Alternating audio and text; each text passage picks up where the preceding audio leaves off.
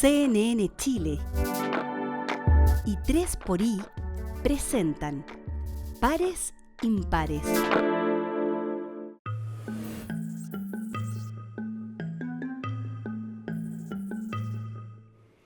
Hola, ¿cómo están? Bienvenidos, bienvenidas una vez más a Pares Impares, este espacio que nos hemos regalado para poder cultivar una cultura, un movimiento por el encuentro, por el diálogo, por la ruta común, por el espacio compartido, donde fortalecemos comunidades y buscamos afiatar esa infraestructura biológica que tenemos los seres humanos desde el origen del tiempo y que nos ayuda a avanzar juntos y no solos.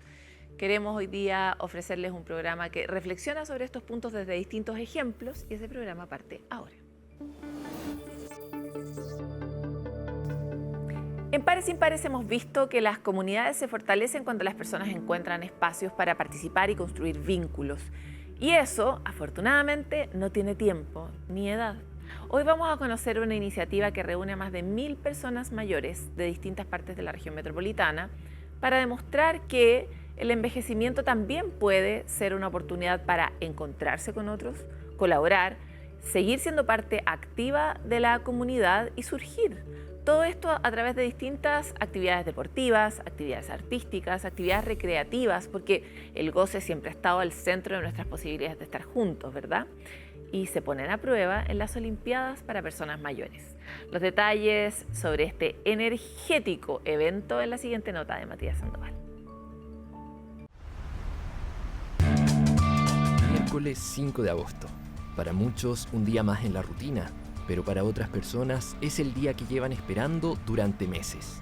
El día de ponerse la camiseta, reencontrarse con amigos, representar a su comuna y salir a dejarlo todo en la cancha.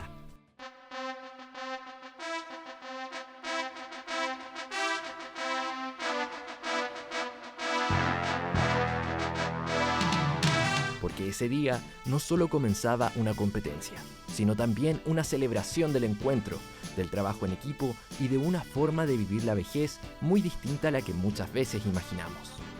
Desde temprano comenzaron a llegar al polideportivo del Estadio Nacional 12 alianzas provenientes de distintos puntos de la región metropolitana, todas ellas para participar de las Olimpiadas de Centros Diurnos para las personas mayores.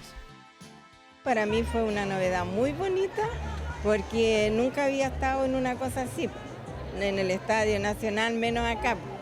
Entonces es una cosa que a uno le agrandece y conoce muchas personas y aprende a ir madurando también. Yo es primera vez que vengo aquí, ya es primera vez que participo también. El año pasado no estuve, pero sí me gusta mucho, pues sobre todo el deporte, la gimnasia. Feliz y feliz de estar aquí. Linda experiencia, ¿verdad? Junto con los mayores trabajamos para eso, para hacer alianzas que permitan darle espacio de participación a las personas mayores, entendiendo que la energía, las ganas de participar, las ganas de reírse, las ganas de crear relaciones sociales las tienen, pero como sociedad tenemos una deuda grande en ofrecerles oportunidades recreativas, culturales, de educación, de trabajo, que les permita construir estos nuevos vínculos. Aquí vemos una instancia concreta de cohesión social. Ellos se preparan durante 4 meses para competir en estas Olimpiadas y vemos lo bien que hace. Que tengamos ojalá también unas Olimpiadas a nivel nacional que les den verdaderos espacios a las personas mayores que merecen reconocimiento, que merecen participación y que tienen muchos talentos que pueden desarrollar, como lo vimos ahora en los bailes, en las distintas instancias en las cuales están compitiendo.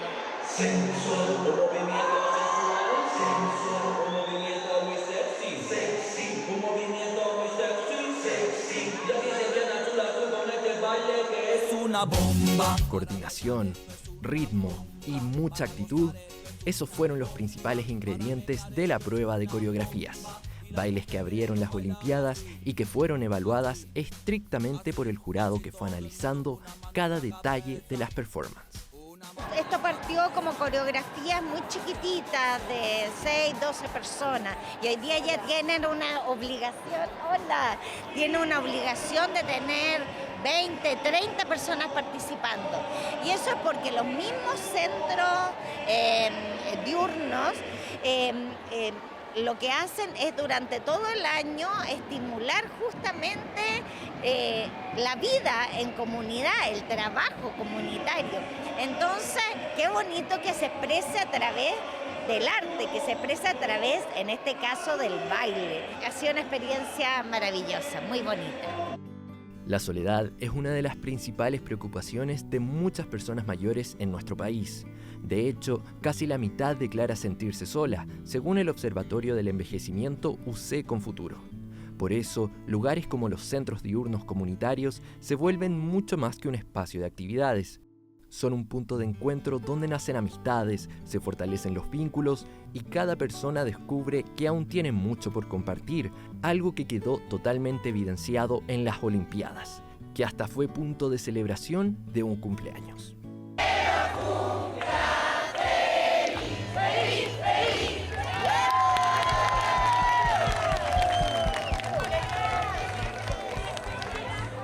Ay, ¿quieres saberlo?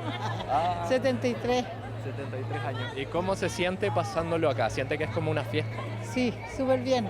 Lo tratan con cariño, súper bien. ¿Y hace amigos? Sí, bastante. Ella es mi amiga. Ah, sí. Ella es mi amiga. ¿Y se conocieron en el CEDIAM? Sí. Es como mi hermana, como la hermana que no tuve. El participar en CEDIAM te vuelves a activar físicamente e intelectualmente con las profesionales como Catalina, la psicóloga, y talleres donde tienes que trabajar, interactuar con tus pares. Lo mejor que me pudo pasar llegar ahí. ¿Por qué? Porque estás activa, te tapas con preguntas. Entonces la memoria que yo ya la estaba perdiendo, tengo que estar alerta para absorber. Y eso te ayuda mucho. Tendrían que ir a sentirse bien, a como a nacer de nuevo. Y portarlos bien, y lo pasamos bien, hacemos fiestas, hacemos 11, se pasa bien, se pasa súper bien porque imagínate, tenemos, el club de nosotros somos 30, amigas.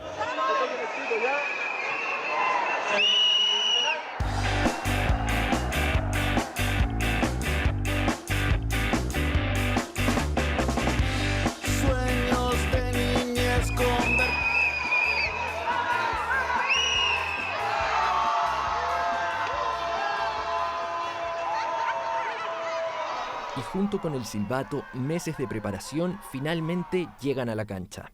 Hubo bochas, circuitos de destreza y hasta un taca-taca humano.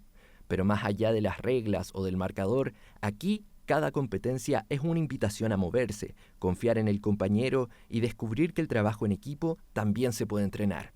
Porque en las Olimpiadas no solo se pone a prueba la coordinación o la puntería, también las ganas de participar, de superarse y de disfrutar junto a otros. Todo el ser humano hay que mirarlo como un ser completo, holístico, integral. Todo lo que hacemos para la mejora del cuerpo y de los músculos impacta directamente en la relación con los otros. Es cosa de verlo ahora. O sea, estamos viendo acá un grupo más de 1.100 adultos mayores que no están solos, están compitiendo con otros. Uno no puede imaginar el impacto que significa organizarse para un torneo. Es mucho más allá de venir acá. Para ellos la motivación, la razón, imagínense los carteles, vienen disfrazados, vienen vestidos y eso es hermoso. Eso es lo que hace una competencia, eso es lo que hace el deporte, es motivación, es salud mental. Y aunque el deporte reúne a todos en la cancha, las Olimpiadas también tienen un espacio para otra forma de competir, la creatividad. Cada alianza llegó con una mascota creada por los propios participantes. Y detrás de cada traje hay semanas de trabajo compartido, conversaciones, ideas y decisiones tomadas en conjunto. Representación que inmortaliza el sentido de pertenencia de cada comunidad. Habrá sido como 80, 100 personas y todos hicimos algo. Cortamos hojitas para hacer las plumas entre todas. Todo después se juntó ese trabajo que hizo cada una. Hicimos el Pegaso que se llama. Ya, no sé si ustedes lo vieron, pero ella quedó maravilloso, ¿cierto? Entonces, toda esa plumita, todo esto, lo hicimos el trabajo de todas. Entonces, ahí tú ves la unión, lo que podemos hacer todos los adultos mayores. Entonces, realmente invitar a todos para que participen en esto. Yo soy la guerrera. Nosotros como mujer siempre somos guerreras porque estamos a cargo de todo, o sea, tenemos que ver los hijos, los esposos, todo estamos veces estamos enfermos, a veces no lo sentimos bien, pero siempre estamos ahí. Yo era bien tímida, no hablaba mucho, empecé a participar y bueno, ahora estoy feliz, contenta de estar aquí representando a La Pintana. Pero nada de esto sería posible sin el trabajo conjunto de instituciones públicas, organizaciones sociales y el compromiso de quienes creen que envejecer también puede ser una etapa llena de proyectos, desafíos y nuevos vínculos, evidenciando que cuando distintas personas y organizaciones reman juntos hacia un mismo lugar, las oportunidades para las comunidades también crecen. Esta actividad es posible gracias a la colaboración público-privada. Están compañías de seguro apoyando, está el mundo privado, hay gente que ha entendido la importancia de que el envejecimiento sea activo, que resignifiquemos la vejez. Nuestros adultos mayores quieren ser reconocidos, quieren pasarlo bien, quieren divertirse, quieren tomar una copa de vino, quieren tener sexo, quieren alegrarse y disfrutar la vida, quieren estar agradecidos con la vida. Al final del día hubo medallas, fotografías y alianzas ganadoras, pero probablemente el premio más importante no fue algo material, sino que se encuentra en cada conversación que comenzó aquí, en las amistades que se fortalecieron y en la certeza de que siempre hay un lugar donde sentirse parte de un equipo. Porque estas Olimpiadas demuestran que la comunidad también se entrena y que nunca es tarde para seguir jugando, compartiendo y construyendo también nuevos vínculos. Si hay algo que nos preocupa, que nos convoca profundamente en este programa, es encontrar maneras de hackear el modelo actual. Hackear el modelo actual en distintas capas. Primero, la tendencia que tenemos los humanos en contextos de dificultad, de miedo, a extremar nuestros puntos, a sentir mucho miedo y a reaccionar desde él. Segundo, la tendencia y el diseño que tienen las mismas redes sociales para apartar a los que llegan a acuerdos y representar a los extremos. Hace poco, en una entrevista de The Economist, le preguntaban a Elon Musk qué sentía él por tener una plataforma que contribuía tanto a la polarización, y él decía que no, que para nada, que la gente lo amaba mucho a él y que en realidad odiaba mucho a los periodistas. Me pareció interesante porque hasta Elon Musk es víctima de su propia cámara de eco. Y esa es una condición del nuevo tiempo que tenemos que encontrar la forma de combatir. Hoy estamos con Jorge Alessandri, presidente de la Cámara de Diputados, que además acaba de dar un discurso que está muy en el mismo tono. Muy bienvenido por estar aquí. Muchas gracias por estar aquí. Muchas presidente. Gracias por la invitación. Feliz de estar acá. En su discurso, que se hizo bastante viral, a pesar del algoritmo, el pedazo que todos conocimos y que todos escuchamos era uno en que usted decía: permítame hacer una pausa serena y profunda para pedir perdón a Chile y a los chilenos en nombre de esta corporación que tengo el honor de presidir. Perdón por extralimitar los debates en un periodo de escarnio público reciente a propósito de la crisis social que enfrentamos hace solo unos años. Perdón por esa búsqueda de aprobación permanente a cualquier costo y por el frenesí legislativo sin medir consecuencias que no tienen comparación en la historia reciente. Selecciono ese pedazo de todo el discurso porque creo que es un acto muy honesto, pero de al menos decir: todos estamos mirando la misma foto. Porque llevamos mucho tiempo diciendo: lea a los políticos, que cómo se pueden comportar así. Y los políticos medio como que no acusan recibo de este llamado o de esta demanda popular, porque ya nos cansamos un poco de escuchar tanta pelea, y sin embargo lo primero que usted hace es reconocerlo. ¿Qué le pasó y por qué partió así su discurso? O sea, ¿por qué metió este contenido? Cuesta un poco en la política, a diferencia de otras actividades. Si tú en un canal de televisión tomas malas decisiones, el canal quiebra. Si en una empresa tú te endeudas de más, esa empresa quiebra y se cierra.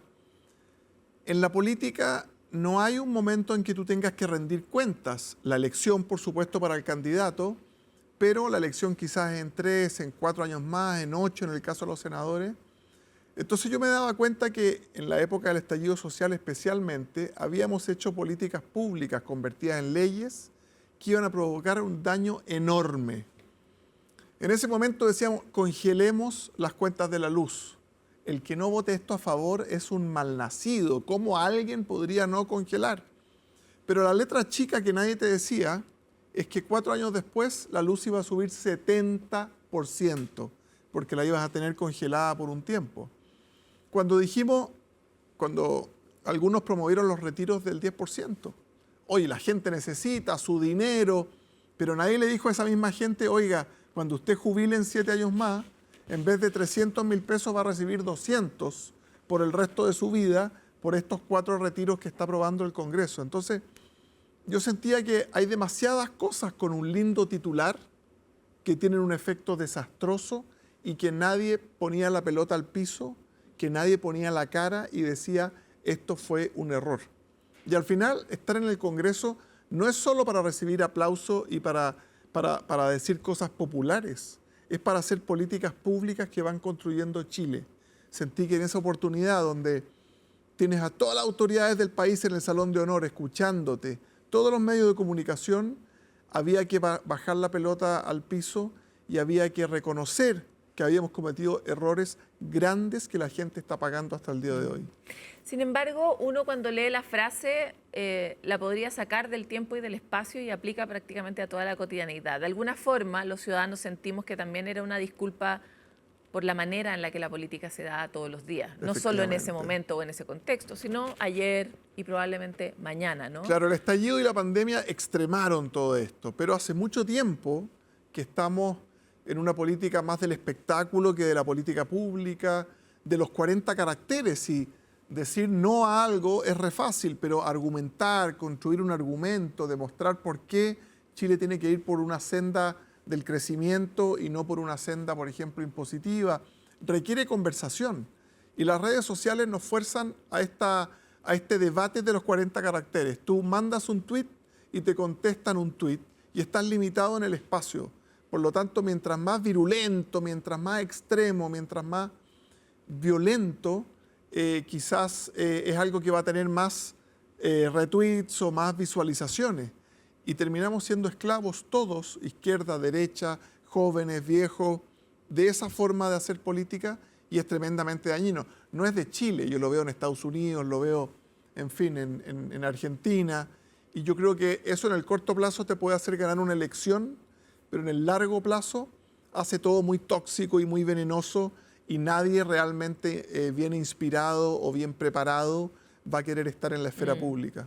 Hemos visto particularmente que la Cámara de Diputados, tal vez por el tiempo, ¿no? Tal vez por la cantidad, tal vez porque es más difícil destacar en esa enorme cantidad entre medio de esa enorme cantidad de personas, tiende a ser más polarizante o más extrema en el diálogo político público. Pero también que a medida que el tiempo se alarga, digamos, cuando la gente pasa a ser senadora o cuando ya ha tenido una experiencia de poder fuerte como la que está teniendo usted como presidente de la Cámara hoy, empieza a ganar una cierta perspectiva de la cual de alguna forma se siente responsable. Y quisiera saber también cuál fue el impacto de ser electo como presidente de la Cámara en su propio temple y distancia y sabiduría. La Cámara siempre ha sido más combativa, son más jóvenes los diputados que los senadores, las exigencias son menores en edad, en territorio, duran 4 años en vez de 8, y por eso que el Senado se le dice la Cámara revisora. O sea, la pelea política dura, el seno de la pelea democrática está siempre en la Cámara. También es una Cámara que es de muchas diferencias. Hay personas muy distintas en historias de vida, en carreras, en edades. Y eso al final, para mí, es una cosa positiva, que la Cámara sea tan diversa y transversal. Para mí fue tremendamente emocionante. Primero, yo venía, antes de entrar a la Cámara de Diputados, venía de una experiencia muy formadora, que fueron 4 años con Sebastián Piñera en el primer gobierno, del 2010 al 2014. Yo fui una especie de secretario privado de él. Me tocó andar con él todos los días, 14 horas diarias, adentro del auto, en las conversaciones más íntimas, en las decisiones más duras, en los ataques más terribles, en el terremoto. Y eso me dio una perspectiva de un poco del Estado, conocer cómo funciona el Estado, sus debilidades, sus fortalezas. También de Chile, ver las distintas realidades que se viven en Coyhaique, en Aysén, en Arica, en Parinacota. Y como que me alejo un poco y gracias a esa perspectiva, a esa oportunidad que me dio el presidente Piñera, puedo mirar un poco más de lejos. Cuando entro a la trinchera de la Cámara de Diputados hace 9 años, con mucha convicción de hacer el bien, de mejorar las leyes, siempre tuve ese interés por conversar con el del frente, por tender puentes con el que pensaba distinto. Vengo de una familia política también, Siempre en mi casa, mis padres, mi madre periodista, mi padre político, invitaban a almorzar, a comer los fines de semana a gente que pensaba distinto. Dirigentes comunistas como Lucho Guastavino pasaron muchas veces por mi casa, Altamirano. Ese es el tipo de personas con que yo, desde que tengo 5 o 6 años, veía que mis padres interactuaban y pensaban en un mejor país. Por lo tanto, siempre en la Cámara tuve ese interés de tender puentes. Y por lo tanto, quizás eso ayudó también en la elección de la presidencia de la Cámara, porque mis pares de mi sector me podían conocer poco, los nuevos o algo más, los más antiguos, pero la animadversión del frente no era tan virulenta, no era tan violenta, porque sentían que yo pienso totalmente distinto al diputado Winter, por ejemplo, al senador Diego Ibáñez, pero tengo una capacidad y ellos tienen también la apertura de poder conversar sobre los distintos temas. ¿Cómo hacemos para que eso se convierta de alguna forma en una tendencia, en una política que lo pide a gritos? En parte porque si no, no llegamos muy lejos, o porque finalmente se avanza un poco, pero también se retrocede en la medida que tienes muchos adversarios. ¿Cómo se está tomando usted en este rol un poco la tarea de hacer que eso avance? Yo dedico mucho de mi tiempo a motivar a gente talentosa o preparada con el servicio público, con la política. Voy a las universidades, voy a los colegios, me interesa que el mejor alumno de ingeniería, que el mejor de derecho, que el mejor de periodismo, vea como una posibilidad en su vida ser concejal por un periodo, trabajar en un ministerio por un periodo. No le pido que se dedique la vida a esto, pero yo siento que la política dejó hace un tiempo en Chile de atraer a personas talentosas. Primero, recuperar eso. Después, que es una especie de compromiso con el país, de sentir que tú puedes influir positivamente. Después creo también que los incentivos juegan un papel y que el electorado lo empiece a valorar. Si el electorado, cuando va a elegir su candidato a concejal, alcalde o a diputado, solo se fija en el Instagram más virulento, eso no va a ser una actitud que va a engrandecer al país. Si ese ciudadano, ese vecino, se preocupa de buscar un poco más de información, de investigar qué tan preparado es este señor para ser alcalde, qué cosas ha estudiado este señor para ser diputado, cuáles son sus opiniones en frío, cuando no estamos en la marcha, en la discusión violenta, tiene una mirada a país de 30 años, de 40 años, y cuando el electorado empieza a valorar esa seriedad, se empieza a dar vuelta. O sea, claro, pero tampoco los políticos actúan seriamente. O sea, ¿cómo le vamos a pedir el huevo a la gallina? El presidente Piñera siempre nos decía, seamos mejores y los tiempos serán mejores. Tú partes con las actitudes en tu casa. Si tú vas a llegar al día de la elección y en la fila, que me ha tocado 100 veces, en la fila te dicen, ¿por quién voto? ¿Para concejal, para diputado, para senador? Eso habla mal del que lo está preguntando, porque debiera investigar, debiera informarse, debería ver las opciones. Las redes sociales hoy día te permiten tener, o internet, ¿cierto? Un buscador, tener información directa de quiénes son las opciones. Si tú llegas a una elección de concejales donde van 70 y te informas en la fila, evidentemente no vas a tomar la mejor elección. ¿Cuándo se van a empezar a portar mejor los políticos y a representar mejor la responsabilidad que recae sobre sus hombros? Cuando el electorado también empieza a tomarse más en serio la decisión. Sí, de todas maneras, pero yo le quiero devolver otra vez la pregunta a usted, porque le citábamos hace un par de programas atrás a un profesor que decía, ¿cómo hago yo para enseñarle a mis alumnos que sean buena gente si lo que ven en la tele no es buena gente? Pues lo estoy súper simplificando, la carta era mucho mejor que eso. Y desde ese punto de vista, ¿qué medidas, qué iniciativas uno podría promover para cuidar las formas y el fondo? O sea, no es para nada inocuo que los políticos en general den grandes espectáculos en los medios para que después pidan responsabilidad por parte de los electores. Entonces, ahí hay una cosa como en la consistencia de cómo cuidamos la democracia, las formas, el diálogo, con herramientas un poco más fuertes que las declaraciones. Sí, yo de las primeras medidas que tomé en la Cámara, por ejemplo, cuando asumí la presidencia, fue abrir los edificios a los estudiantes. Recibíamos pocas visitas semanalmente. Hoy día, tanto en el edificio de Santiago como en el de Valparaíso, muchos alumnos y muchas veces hago yo el recorrido. ¿Por qué lo hago yo? Porque me gusta explicarles la historia del edificio, la tradición republicana de Chile, la democracia, quienes han pasado por el Congreso, que después han sido presidentes de la República, que han guiado un poco los destinos de nuestro país, yo soy un convencido de que nadie cuida lo que no conoce.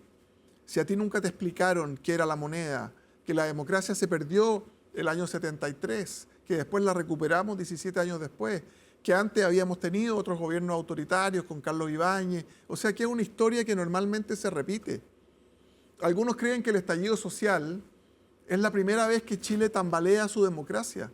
Y si usted mira los 200 años de la existencia, 200 y tantos años de la existencia democrática de Chile, más o menos cada 40 años hay una crisis institucional. 1833, 1891 la revolución, termina el presidente Balmaceda, se suicida en la embajada argentina. 1925 el ruido de sable, el presidente sale exiliado a Italia.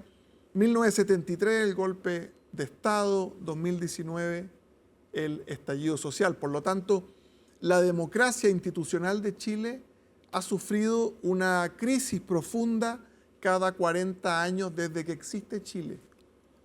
El tema es cómo salimos de esa crisis y si Chile sale más firme, más respetuoso, creyendo más en las instituciones, con más democracia, con más libertad. Una de las cosas que pasaron el año pasado y que muchos chilenos veíamos con mucha esperanza fue la formación de ciertos acuerdos. Por supuesto que todo, cuando uno la mira desde la perspectiva individual, es imperfecto, pero los acuerdos son imperfectos. Y eso fue lo que ocurrió con la reforma previsional, por ejemplo. Había un ánimo finalmente de llegar a un punto donde se ofreciera una solución a la ciudadanía desde la democracia. ¿Cuáles son esos otros puntos que a usted le parece que hoy día son los más tensos, los más urgentes, o al menos los que más le duelen a usted?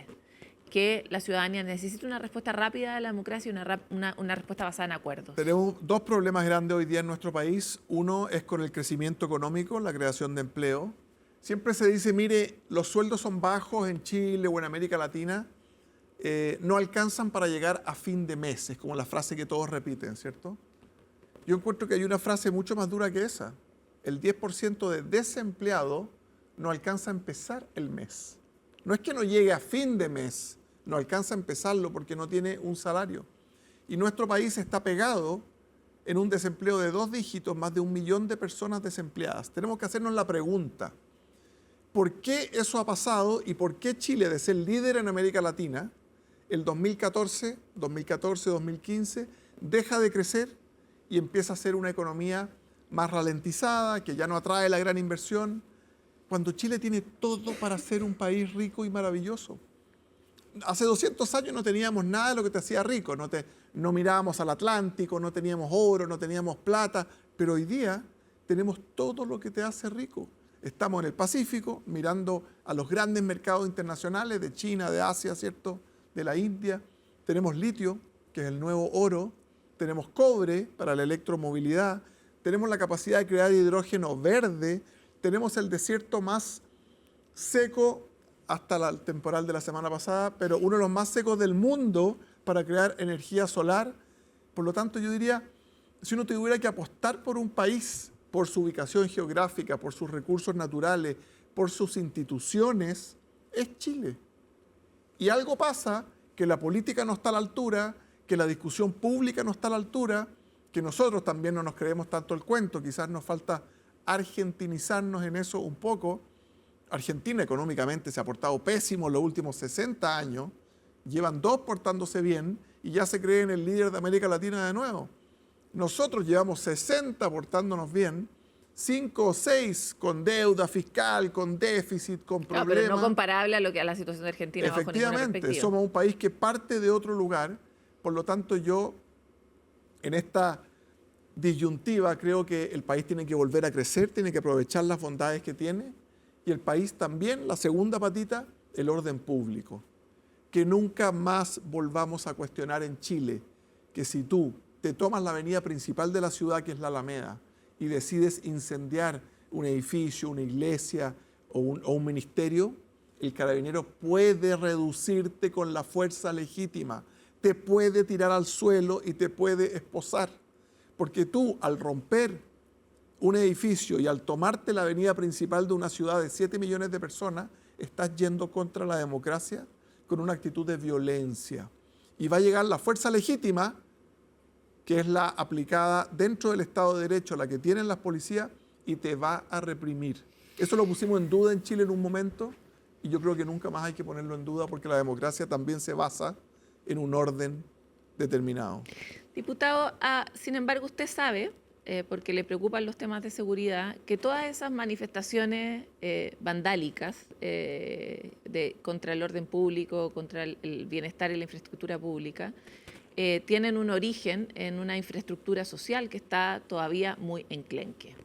Y una de los mejores ejemplos es el histórico llamado que han hecho todos los sectores transversalmente en torno a la educación, al cuidado de la infancia, a proteger el desarrollo de los niños, nazcan donde nazcan en Chile, en lugar de exponerlos, como lo hacemos, o al menos nuestras cifras indican, que somos muy malos en protegerlos de la violencia, que somos muy malos en protegerlos del abuso, que somos muy malos en asegurarles un lugar sano donde crecer cuando sus familias los han abandonado. El origen de esa violencia que vemos en la calle tiene un correlato con deudas mucho más antiguas que tenemos acá a lo largo del tiempo. ¿Dónde ve usted que están las grandes ingenierías a nivel social que nos pueden permitir cambiar un poco la trayectoria? Y lo digo a propósito de eso, a propósito de nuestra incapacidad de generar programas serios de reinserción para las personas que sí quieren cambiar el destino de su vida y dejar de delinquir, por ejemplo, después de haber cumplido una condena, etcétera. ¿Cómo ve ese otro? Me toca mucho, yo soy diputado por el Distrito 10, desde la población La Legua hasta el Costanera Center, geográficamente. Por lo tanto, un sector muy diverso de la ciudad, donde se viven efectivamente realidades que, con el ingreso per cápita de Chile, con el crecimiento de los últimos 50 años, no corresponden para un país como Chile. No corresponde para un país como Chile que haya barrios en que la policía no pueda entrar, que haya colegios que tengan goteras y no tengan capacidad de recibir a los alumnos. Y efectivamente uno ve que el Estado hace intentos a nivel municipal, hace intentos a nivel de gobierno, pero falla constantemente. Primero, no logra una continuidad, los gobiernos duran 4 años, y eso es un gran problema que tenemos en cómo reinsertamos a esos niños, cómo los protegemos, cómo una alerta temprana de un niño que ha fallado 12 días seguidos al colegio no despierta una intervención en su hogar, que un psicólogo del colegio contacte a sus padres, que pueda involucrarlo en un grupo de alerta o de cuidado de parte del sistema educacional, y eso no está ocurriendo. Hay muchas puertas también que se cierran a la empresa privada o a las fundaciones que quieren colaborar. Yo me dedico mucho a contactar municipios más vulnerables o más pobres con fundaciones educacionales que quieren dar una solución. Creo que fue un gran error en las escuelas la modificación que hicimos el 2015 de terminar con los colegios particulares subvencionados. Otro gran error fue también que hubiéramos terminado con el mérito como base para ingresar a un colegio. El hecho de que la tómbola tomara las decisiones, al final esas 44 colegios que hay en la comuna de Santiago Centro, de los cuales 20 o 21 eran emblemáticos, hoy día ninguno de esos es emblemático. No hay ni un padre que quiera que su hijo vaya al Instituto Nacional por toda la violencia que eso significa. Por lo tanto, yo diría, instituciones eficientes que hagan la pega más allá de un periodo de un alcalde o de un presidente, puertas abiertas al aporte de fundaciones, de donaciones del mundo privado, y una conciencia más grande que los jóvenes que están afectos a la violencia, a las drogas, que hoy día tienen 10, 12 años, van a ser los profesionales o los adultos del futuro. Y un país que no los está cuidando a ellos es un país que tiene poco futuro. Quisiera terminar con... Usted es una figura que es parte de este gobierno de turno, que ha promovido mucho toda la reforma que permite justamente o que está enfocada en la recuperación del empleo, la recuperación del crecimiento, pero ha tenido una actitud mucho más dialogante en muchos casos que el mismo gobierno. Este mismo discurso es una muy buena prueba de ello, ¿no? ¿Cuáles serían para usted las grandes sugerencias que haría justamente para cuidar el tono, para cuidar el diálogo, para disminuir la polarización en miras a un país que necesita crecer y desarrollarse en armonía? Primero, que la historia cambia rápido que si tú te sientes poderoso políticamente o que tus ideas van con el viento a favor, eso puede cambiar en 3 meses más. No sentirse depositario de la verdad. Yo a veces veo ciertas actitudes, o vi ciertas actitudes en dirigentes del Frente Amplio, las repiten dirigentes del sector que gobierna hoy día, como mesiánicas, como de que aquí viene la verdad, de que este es el momento de pasar la máquina. Los países se construyen de a poco, se construyen con cambios moderados y se construyen pensando a 30 o a 50 años plazo. Me tocó en la Cámara el estallido social, me tocó el presidente Piñera en su segundo gobierno, me tocó la pandemia, me tocó interactuar con el presidente Boric cuando era diputado durante 4 años en la Comisión de Constitución y después verlo de presidente. No es que Chile se derechizó ahora y se izquierdizó hace 4 años. Chile va sintiendo lo que le va tocando esa semana, ese mes, ese semestre, y el gran llamado que le haría yo a todos los sectores políticos, a los gremios, es pensar que Chile lo estamos construyendo entre todos, que las ideas van a ir cambiando, Chile va a ir de un lado a otro, pero que si logramos acuerdos básicos, como lo hicimos en la reforma de pensiones, si logramos acuerdos básicos en que el crecimiento es importante. El presidente Lagos decía, sin crecimiento el resto es música. El presidente Piñera repetía que la mejor política social es el pleno empleo. Si yo soy capaz, y tengo una foto, de los 5 presidentes desde el 90 hasta ahora, o 6 con el presidente Elwin, si somos capaces de rescatar lo mejor de Elwin, lo mejor de Lagos, lo mejor de Frey, de Piñera, de Boric, y entender también que Kast tiene muy buenas intenciones, y podemos llegar a ciertos acuerdos en crecimiento, en orden público, en el cuidado de la infancia, en la prevención de las drogas, vamos a ir construyendo un Chile mejor, quizá un poquito más lento, pero construido sobre roca y no sobre arena, que va a durar mucho más tiempo. Y la vida pasa muy rápido.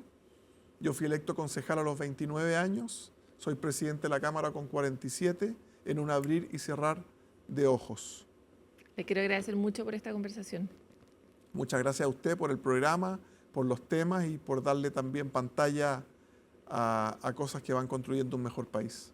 Sí, ahora tenemos que preocuparnos de que el algoritmo levante estas conversaciones, porque ya sabemos que no lo hace, y hackear nuestros distintos algoritmos a nivel institucional y a nivel personal, a nivel conductual, a nivel ciudadano, resulta uno de los mayores desafíos de estos tiempos. Vamos a una pausa y volvemos con más de Pares Impares. Según la Organización Mundial de la Salud, 1 de cada 6 personas en el mundo vive afectada por el aislamiento social y la soledad. Son fenómenos que se agravan a medida que nos ponemos mayores y que perdemos la práctica o no estamos tan expuestos a vínculos a los que estamos obligados, como por ejemplo el trabajo o el colegio, ¿no? Sin embargo, existe otro modelo y es el caso de Apple by Blue, un proyecto de vivienda comunitaria para personas mayores desarrollado por la organización benéfica United St. Saviour's Charity como una respuesta a los desafíos como el envejecimiento de la población y también la falta de viviendas asequibles. Miranda Aspe habló con ellos y nos cuenta más en la siguiente nota.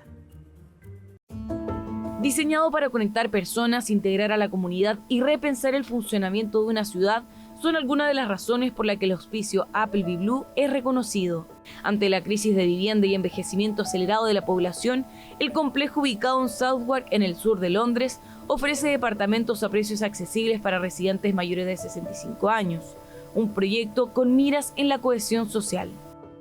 Está destinado a personas que necesitan una vivienda, pero que también necesitan una comunidad de personas mayores a su alrededor, activa y capaz de ayudarles a vivir de forma independiente y plena.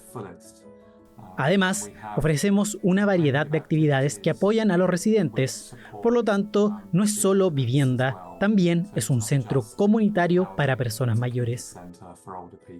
Son 59 departamentos con áreas comunes, que incluyen un jardín, azotea, un patio y una cocina comunitaria que fueron creados para combatir la crisis de la soledad y aislamiento social, que la misma OMS decretó en 2025 como un problema de salud público global. Este lugar no parece para gente mayor, te hace sentir más joven y así es como debería ser. Y este lugar te impide deprimirte. Es absolutamente precioso. Me ha ayudado mucho a sanar.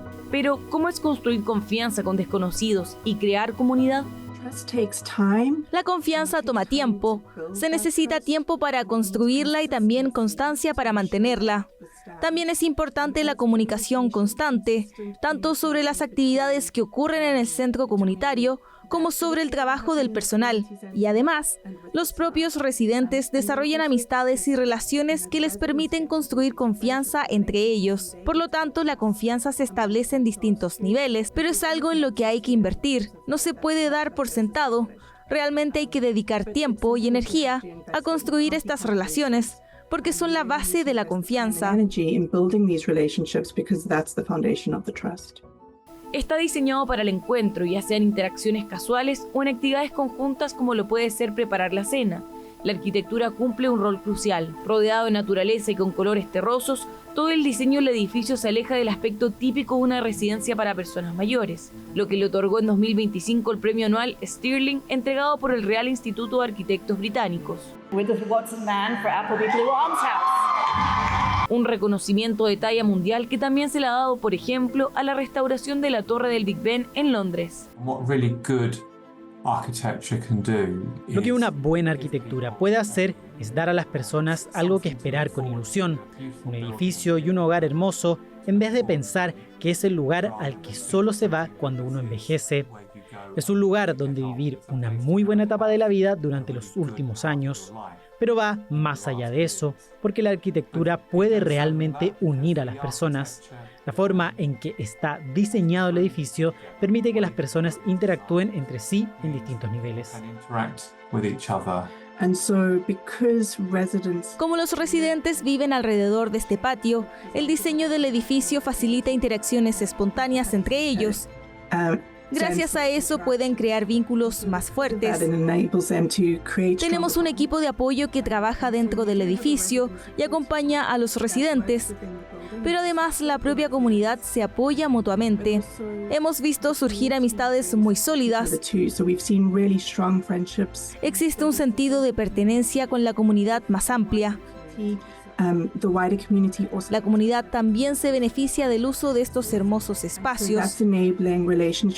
Esto permite que se formen relaciones entre nuestros residentes mayores y las personas más jóvenes que viven en el barrio.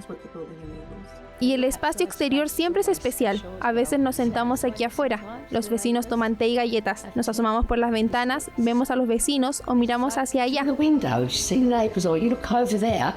Los saludamos con la mano y ellos nos devuelven el saludo. Además, es ideal para conocer gente. A veces es una reunión pequeña y encantadora. Y complejos como Appleby Blue pueden marcar la diferencia en cuanto a cómo se diseña una ciudad y cómo la habitamos. Appleby Blue puede establecer un estándar para la vivienda social destinada a personas mayores en las ciudades. No tienen por qué verse como lugares donde las personas mayores son una carga para la sociedad.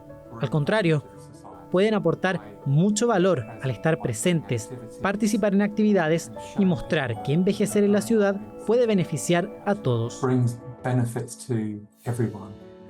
Una vivienda de calidad para las personas mayores también significa una vivienda de calidad y asequible, disponible para todas las generaciones. En tiempos donde la soledad y el aislamiento nos separan, el antídoto sigue siendo el mismo: construir espacios que propicien el encuentro, creen comunidad y apunten a una sociedad más cohesionada. Muchas veces nos preguntamos entre nosotros qué soñamos para nuestro futuro, ¿no? Y sin embargo, tal vez el mejor momento para habernos preguntado eso era cuando éramos niños, que éramos los profesionales más grandes en la posibilidad de soñar un futuro distinto, de imaginar cosas que no existen. Por eso quisimos hacer un ejercicio y es preguntarle a los profesionales, a los niños, qué sueñan para sus padres que a veces tienen medio atrofiado este músculo y tal vez podrían imaginar un futuro muy, muy distinto. Y esta fue la respuesta. Yo para mis papás sueño poderles comprar una casa y poderlos llevar de viaje cuando yo sea más grande. Que me quieran más o que sigan su sueño conmigo. Que sean inmortales. Mucha vida. ¿Y que sean inmortales? Hacerle monumentos felices, por ejemplo. Yo tenía pensado que cuando sea grande y tenga el suficiente dinero, voy a llevar a mi papá a ver un mundial. Yo sueño que fácilmente mi mamá que tenga un instituto profesional suyo, porque ella ya trabaja en uno. Que sigan siendo como están y que cuando sean grandes tengan salud para que me sigan cuidando.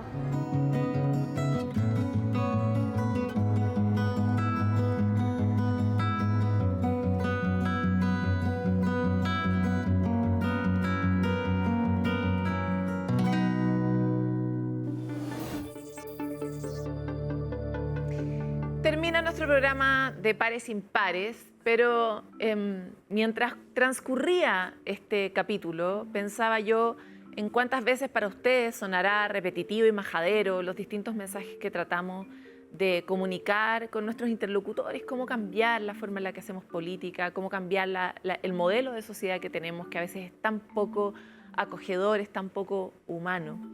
Y sin embargo también es posible darse cuenta que estamos ya pasando la mitad del año, como dirían los mayores, pasando agosto también. Y pasando agosto uno tiene una perspectiva de lo que ha sido este tiempo. Llevamos varios encuentros del 3xI en la calle, encuentros de pobreza, donde hemos podido ver literalmente lo mejor de lo nuestro. Hemos tenido aquí mismo en el estudio varios encuentros con personas de los más distintos lugares de la sociedad, personas que participan en política, en la organización social, vecinos, personas que han vivido en la calle, que han salido de la calle, personas que ayudan a quienes salen de la calle. Hemos podido contar grandes historias de cosas que sí están pasando en este Chile y que muchas veces no llegan a estar ni en nuestro algoritmo ni en nuestro titular de noticias. Y es por eso que los queremos invitar desde La Esperanza a ser parte de ese grupo, activamente colaborando con algunas de las muchas organizaciones que exponemos aquí en Pares Impares y que están trabajando por otros en diversas causas que Chile necesita, como también en lo cotidiano, en lo pequeño, en su barrio, en sus espacios, donde la influencia de la manera en la que se tratan, la manera en la que dialogan, tiene un impacto muy directo en la calidad de vida de los vecinos y de las vecinas y de cómo se siente vivir en ese lugar. Los invitamos a eso, a mirar al lado, a prestar ayuda, a ser parte de este grupo de personas que queremos, y no solo queremos, sino que trabajamos porque este sea un mucho mejor país. Nos vemos pronto en otro capítulo.